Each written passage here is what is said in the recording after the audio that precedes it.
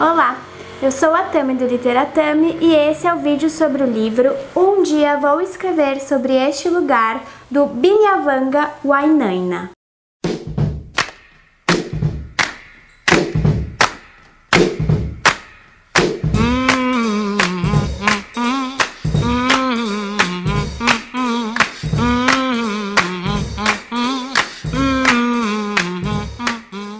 Binyavanga Wainaina é um autor queniano que nasceu em 1971 e que é amigo da Chimamanda Ngozi Adichie, cujos trabalhos ele chegou a ler e avaliar e vice-versa. Normalmente eu não costumo gostar muito de reduzir um autor à relação que ele tem com outros. Eu até cheguei a conversar sobre isso há pouco tempo com a Tarsila, que sempre aparece por aqui, mas eu acho que nesse caso essa observação podia ser uma coisa boa de trazer para o vídeo, para que nós tenhamos uma noção da importância do Binyavanga dentro das literaturas africanas, que infelizmente ainda não tem muito público aqui no Brasil, e o que está sendo mudado com o surgimento da editora Capulana, que publicou esse livro. Bom, então o Binyavanga ele decide escrever um livro de memórias, que vai ser esse daqui, que vai acompanhá-lo desde a sua infância até aproximadamente o ano de 2011, que foi quando esse livro foi publicado pela primeira vez. Quando eu comecei a ver esse livro, o que me impressionou logo de cara foi como ele conseguiu descrever a força da fraternidade, dos sentimentos que ele nutria pelos seus irmãos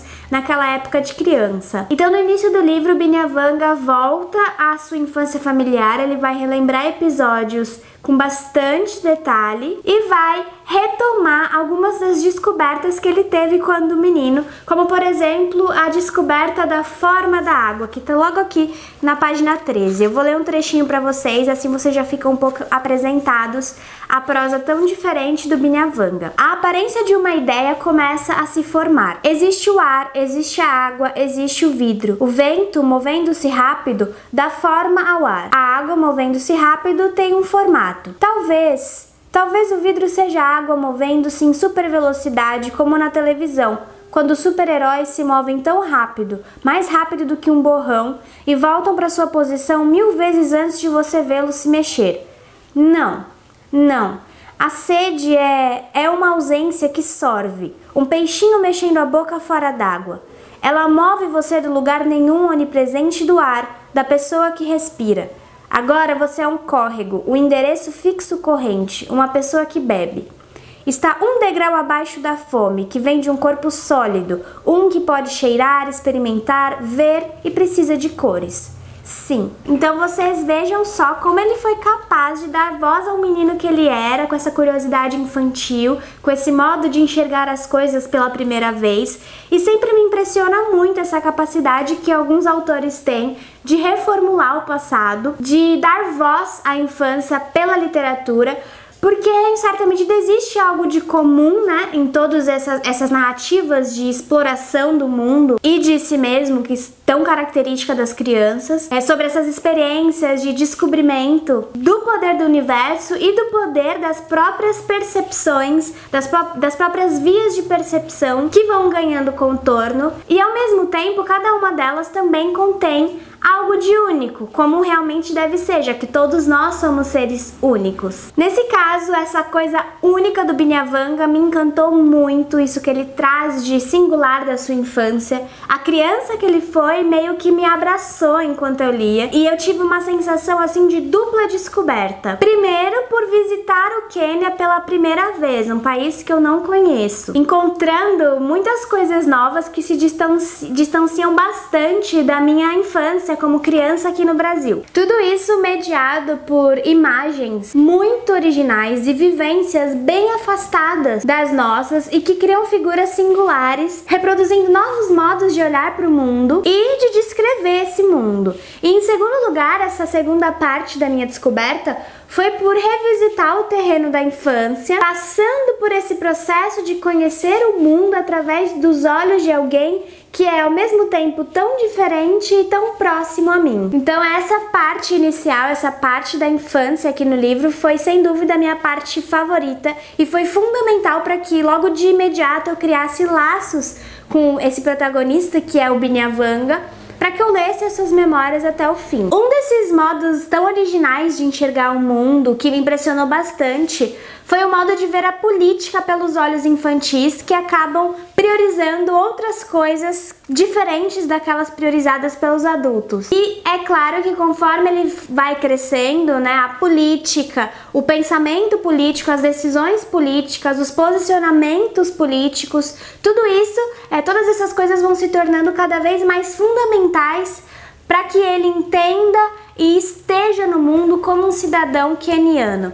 Então, pouco a pouco vão se introduzindo aspectos identitários que reforçam que Um Dia Eu Vou Escrever Sobre Este Lugar é mais do que um livro de memórias, ele é um livro político, justamente porque o dono dessas rememorações é um ser político e não poderia deixar de ser como todos nós somos, só que para ele isso tem uma força ainda maior, é uma outra medida, porque está diretamente ligado à questão da sobrevivência dele. Então, por exemplo, desde cedo ele é visto no Quênia como integrante de família ugandense. A mãe dele nasceu em Buganda, que é um reino subnacional de Uganda, um outro país da África, e ela saiu de lá fugindo da ditadura militar do país, e isso vai determinar o modo como ele será tratado pelas famílias quenianas, que acusam os nativos de Uganda de ter destruído o próprio país e de pretender destruir o Quênia. Então ele é uma pessoa que nasceu no Quênia, mas a sua família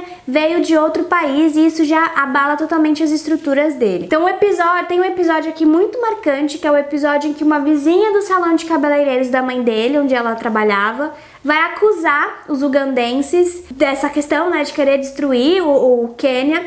E esse é uma das lembranças mais remotas que o Binyavanga carrega com ele, e por si só já sintetiza bastante essa inadequação que vai acompanhar ele em todas as fases da vida, e também essa noção comparativa que vai moldar o seu olhar infantil para enxergar o Quênia como um país muito mais desenvolvido por conta das suas estradas, das suas ferrovias, dos seus edifícios altos, da ciência e da tecnologia, que são coisas caçadas em Uganda, né, pela ditadura. Mas a gente vai vendo, e junto dele, né, isso tudo é mediado pelo olhar dele, que pouco a pouco o próprio Quênia também vai sendo deixado de lado pelos seus dirigentes. É bem triste. O Binyavanga ele tem que deixar de estudar, por exemplo, porque o dinheiro da família não dá mais conta de tudo, os valores são muito altos. E a própria escola vai perdendo os recursos estatais que ajudavam a mantê-la, né? E há um distanciamento ainda maior do Quênia em relação à África do Sul, por exemplo, que eu acredito que seja o país mais desenvolvido da África, né, do continente africano. E ele chega, o Binyavanga, em determinado momento, chega a dizer que a diferença da África do Sul para os outros países africanos é tão grande que a África do Sul não é África. E a gente vê como ela é, na verdade, o que há de mais próximo da América do Norte dentro do continente africano. E eu já volto a falar mais sobre a questão dos Estados Unidos refletidos aqui. Mas outra coisa impressionante, que sempre é muito significativa nesses processos de imigração e de colonização, é a questão da língua, né? E a língua vai receber uma atenção muito especial do Binyavanga aqui, e não poderia ser diferente, né? Muitas vezes a gente acaba esquecendo como a língua é um dos elementos substanciais da formação da identidade de uma pessoa, podendo servir tanto como via de aproximação do outro que também fala aquela língua, que também compartilha daquele símbolo cultural, quanto como um gatilho para despertar todo o desprezo e a violência de um outro que julga essa língua negativamente. Então, algo que sempre me impressiona e que sempre me entristece desde a primeira vez em que eu soube disso, na verdade, em que eu tomei consciência disso, né, porque isso é algo inato do ser humano, a questão da linguagem, mas é tão natural que a gente às vezes acaba não prestando muita atenção. Mas é justamente essa imposição da língua do colonizador sobre a língua do colonizado como um instrumento de repressão e de apagamento cultural absolutamente violento. Então, aqui nesse livro fica claro como essa imposição linguística pode castrar um povo inteiro no sentido de fazê-lo perder as próprias raízes e, consequentemente, torná-lo incapaz de florescer ou mesmo de se manter com segurança e estabilidade. Na página 46 aqui do livro tem um episódio que ilustra bastante isso. É o seguinte: inglês é a língua oficial do Quênia. Todos os documentos legais e oficiais devem ser em inglês. Kiswahili não é obrigatório na escola, é nossa língua nacional. É isso que diz nossa Constituição. Então, temos noticiários em inglês e Kiswahili. A maioria dos quenianos fala um pouco de Kiswahili. Nossa Constituição não menciona nossas outras línguas. Acho que é porque queremos erradicar o tribalismo. Não é permitido falar nossas línguas-mãe na escola. Na escola, a senhora Gishiri, nossa diretora, reage fortemente a meninas que são proud, que é que ele diz que é orgulhoso, né, em inglês, que demonstram vaidade, que se prêm. Meninos malcriados levam 4 nas nádegas, meninas orgulhosas levam 4 nas mãos.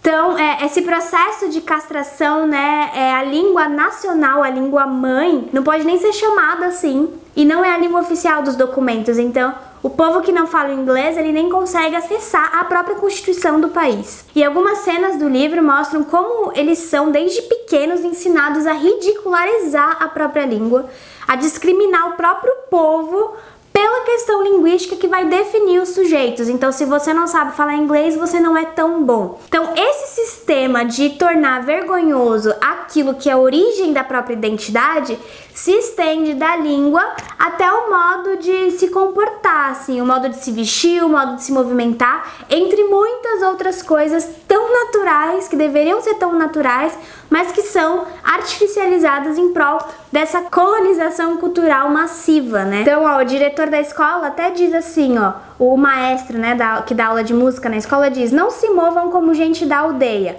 Muitas vezes não sabemos o significado da música tradicional que estamos cantando, mas aprendemos bem as palavras. Por exemplo, essa ditadura cultural, né, ela afeta especialmente o Binyavanga quando a gente pensa que ele foi um jovem adulto negro que nasceu lá na década de 70, né, vivendo na década de 70, nesse momento em que aquilo que majoritariamente se entendia como cultura negra, ou pelo menos era considerada a cultura negra que tinha um pouco de espaço, era o que vinha da América Negra, né? E isso fazia com que as pessoas negras da África, por exemplo, tivessem que tentar se enquadrar nesse padrão ditado pelos Estados Unidos para serem efetivamente vistas como negras e integrantes dessa cultura. Eu vou explicar lendo um parágrafo do próprio livro que tá aqui na página 84, é um parágrafo curtinho, mas que é bem significativo, que diz assim: estou sempre com medo de ser sequestrado por padrões. Levanto-me e viro a página do meu livro. Depois passo 1 hora com açúcar e sabão e uma escova dura, tentando escovar o meu cabelo para trás, em um rei miau miau. Consigo deixá-lo perfeito, mas depois, quando seca um pouco, começa a rachar. A América Negra tem muito a explicar. Primeiro foi a porcaria dos Black Power. Quem da África Oriental consegue ter a porcaria de um Black Power? Demoraria 40 anos para crescer.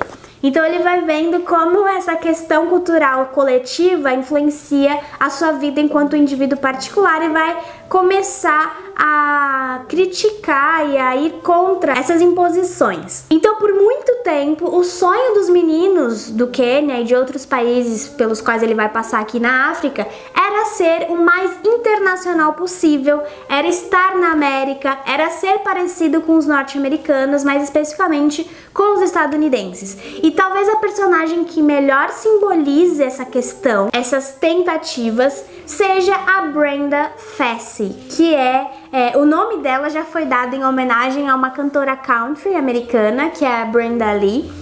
E ela é uma pessoa que o Binyavanga conheceu desde pequeno, ele acompanhou toda a trajetória dela, né?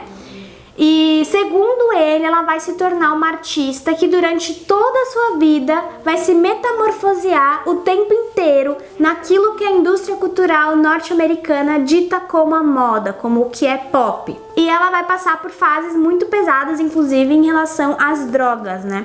E por que eu tô dizendo assim que segundo ele? Porque existiu uma Brenda Fassie, ela foi uma artista sul-africana que faleceu em 2004, faz pouco tempo, e cujo trabalho, pra ser bem sincera, eu não conheço o suficiente pra poder afirmar se eu concordo com ele ou não, que ela realmente se moldou ali aos padrões norte-americanos.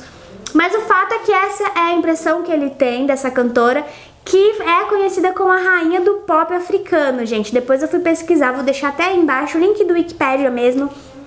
É bem interessante, traz informações bem interessantes dessa Brenda. Mas enfim, essa necessidade então de corresponder aos padrões norte-americanos para ser aceito no próprio país afeta o autor ao ponto de ele criar uma espécie de vergonha e de ódio pelo Quênia. Ele quer ir embora logo para qualquer outro lugar que não seja ali, isso na metade da vida dele, né, quando ele tá virando um jovem, é um jovem adulto, tá amadurecendo.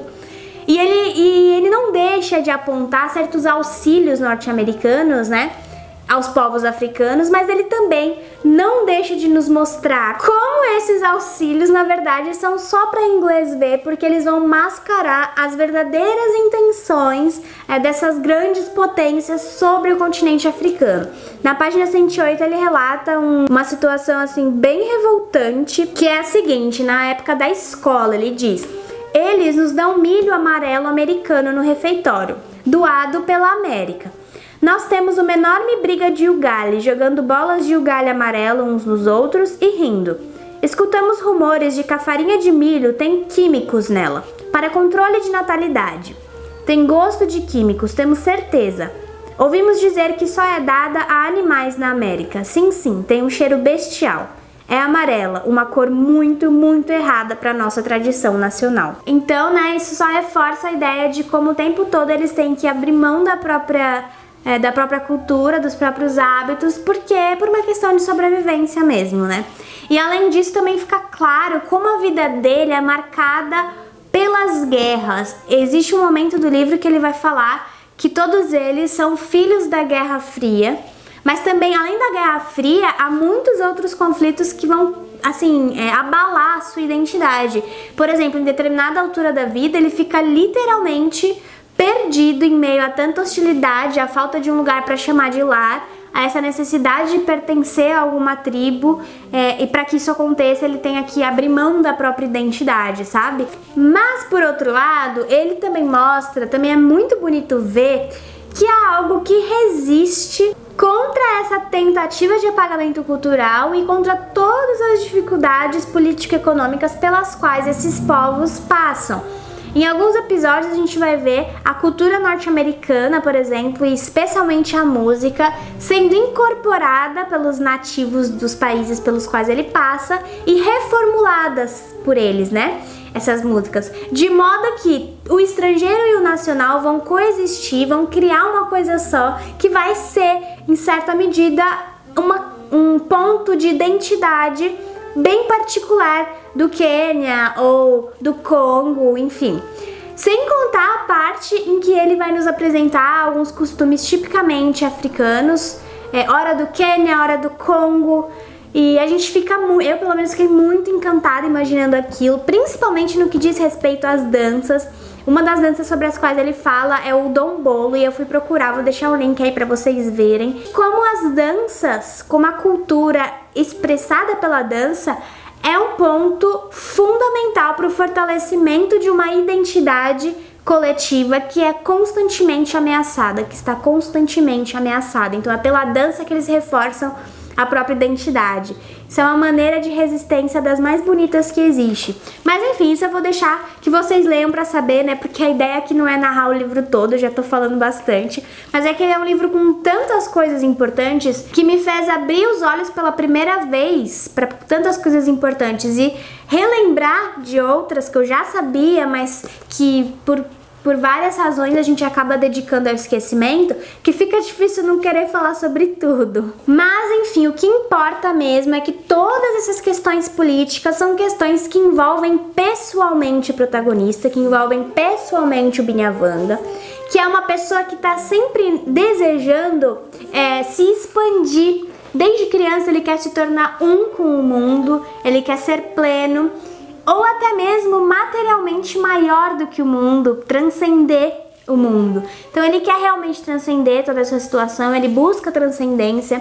Em determinado momento ele percebe que essa transcendência ele não vai alcançar nem pela ciência, nem pelo comércio, nem pela economia que ele chega a estudar na África do Sul, mas abandona, mas somente pela arte e mais especificamente pela literatura. Ele descreve essa decisão de se tornar escritor como se toda a existência dele até aquele momento tivesse sido acumulada e se condensasse ali para explodir mesmo naquela revelação que já estava dentro dele o tempo todo. Eu achei bem engraçado assim o modo como ele narra pra gente quando ele decidiu se tornar escritor. Ele fala assim, ó: ele tá olhando, né, as coisas acontecendo lá, ele diz: o subchefe se vira e retorna para seu posto, 2 policiais de ressaca andando instavelmente atrás dele, apitos no bolso, e a mãe de Wambuilha tira um aviso com um dedo em riste: e eu decido que um dia escreverei livros. É muito legal, e nessa época ele ainda era muito jovem, e já na escola ele começa a enxergar a arte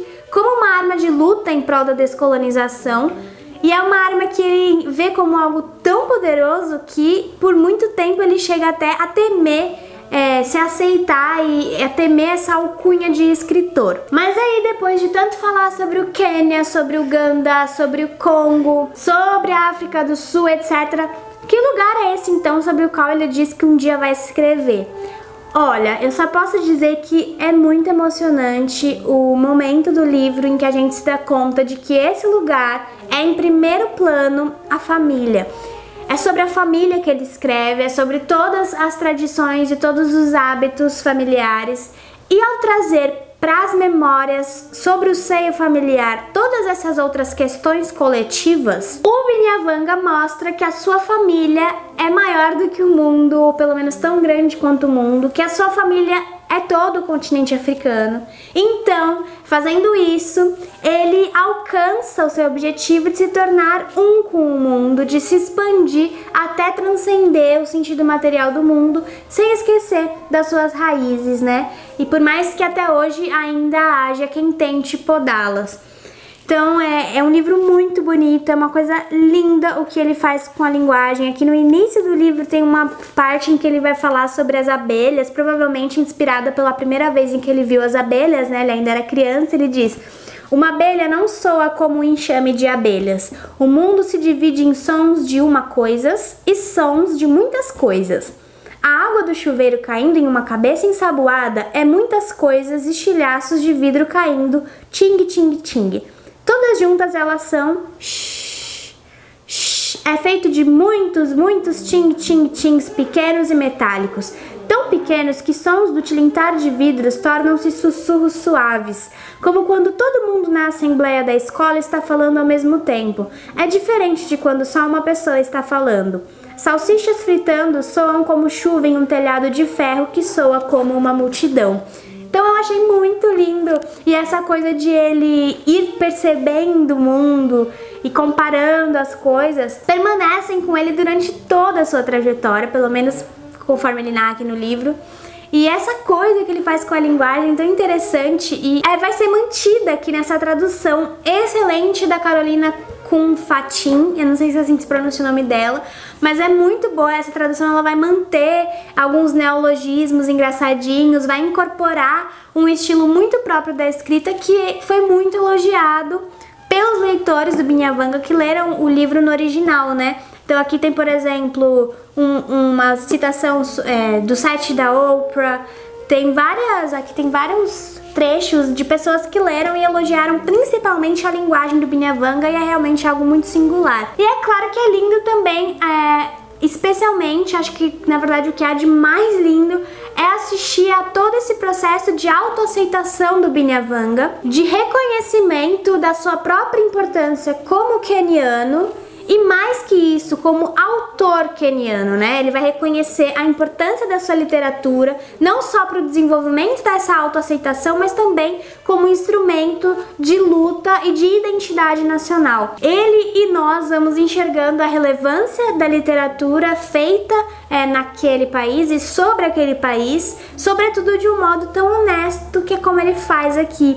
Então, o que eu acho que a mensagem que eu tiro desse livro aqui é que nós somos o que somos e como somos por tudo aquilo que a gente já vivenciou e pelo lugar também onde a gente cresceu e onde nós nos formamos como sujeito. E é bom ser lembrada disso, isso não é algo que a gente não sabia, mas é bom ser lembrada disso da forma como o Binyavanga faz, sabe? Enfim, essa é uma edição muito linda da editora Capulana, ela é deliciosa de manusear durante a leitura, ela traz essa tradução importantíssima pela primeira vez aqui no Brasil. O Binyavanga é um autor que já ganhou vários prêmios e que tem uma importância política, ativista inexplicável, assim, porque alguns anos depois de ele ter lançado esse livro, né, que foi lançado em 2011, vários países da África, inclusive o Quênia, lançaram muitas leis anti-homossexualidade. Então os homossexuais do continente africano estavam sofrendo muito simplesmente por serem quem eles são.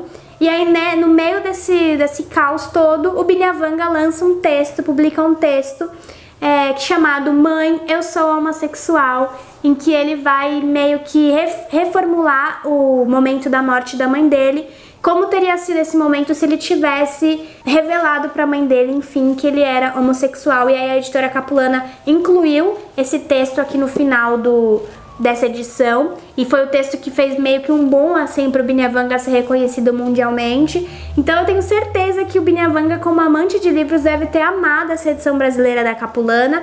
E eu vou deixar aí embaixo também um link que traz 5 curiosidades interessantíssimas sobre esse livro aqui. Mas é isso, falei bastante, eu gostei muito, muito, muito desse livro mesmo. Não é à toa que ele entrou pra lista de melhores leituras de muita gente no ano passado. Então tá recomendadíssimo, vou deixar embaixo o link da editora caso você queira comprar. Se você gostou do vídeo, não se esqueça de curtir. Comenta aí embaixo se você já leu ou tem vontade de ler esse livro do Binyavanga. Inscreva-se no canal se você for novo por aqui e acompanhe Literatami nas outras redes sociais. Muito obrigada e eu vejo vocês no próximo vídeo. Tchau, tchau!